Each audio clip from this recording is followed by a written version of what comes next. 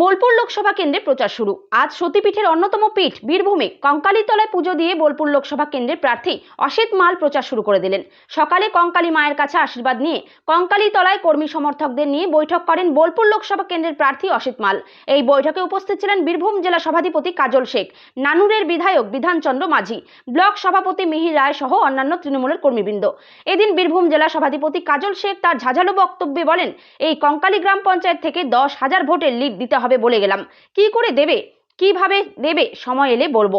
এছাড়া কর্মীদের উদ্দেশ্যে বলেন, মাননীয় মুখ্যমন্ত্রী মমতা বন্দ্যোপাধ্যায়ের প্রকল্প থেকে কেউ যেন বঞ্চিত না হয়, তাই প্রত্যেকটি পরিবারের বাড়ি বাড়ি গিয়ে খোঁজ নিতে হবে কেন তিনি প্রকল্প থেকে বঞ্চিত আছেন। দাদা 10,000 ভোটের বার্তা দিলেন, মানে এরা কিভাবে নেবে মানুষ?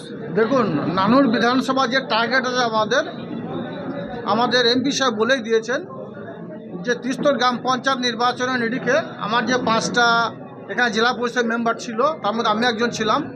আমরা 1,30,000-এর বেশি ভোটের ব্যবধানের বিরুদ্ধে পিছিয়ে রেখেছি।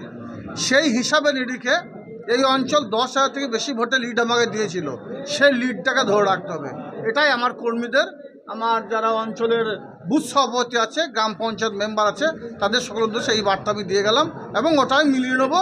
যেটা বললাম সেটা করে দেখিয়ে দেবো, কারণ কাজল শেখ সহ আমার যারা সহযোদ্ধা সহকর্মীরা যেটা বলে সেটা করে দেখায়।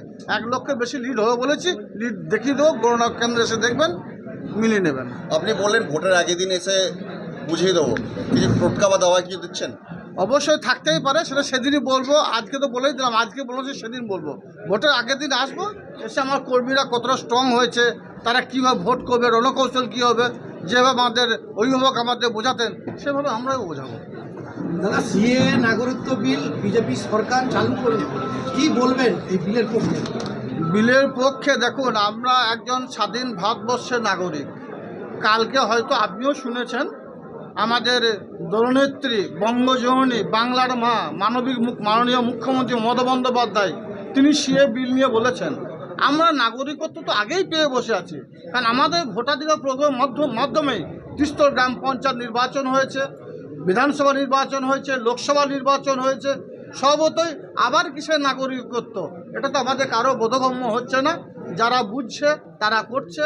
বাংলায় জাতি ধর্ম মত নির্বিশেষে হিন্দু মুসলিম শিখ খ্রিস্টান ইসাই সকলকে এক ছাতার তলায় রাখার যে মন্ত্র, যে শপথ আমাদের সোনার বাংলা মাননীয় মমতা বন্দ্যোপাধ্যায় নিয়েছেন, আমরা তার প্রতিই চলবো, তার হাতকে শক্ত করব।